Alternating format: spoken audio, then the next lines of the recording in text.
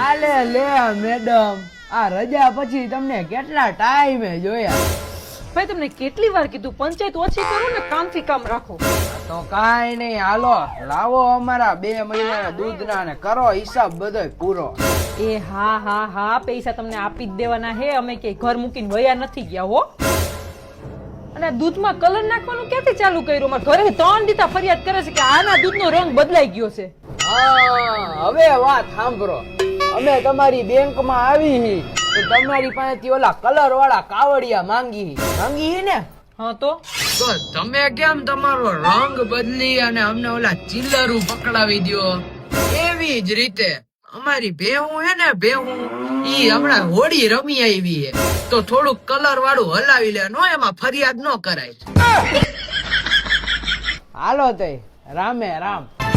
મારી ગોકુળ નગરી નો કાનો હરામી હો.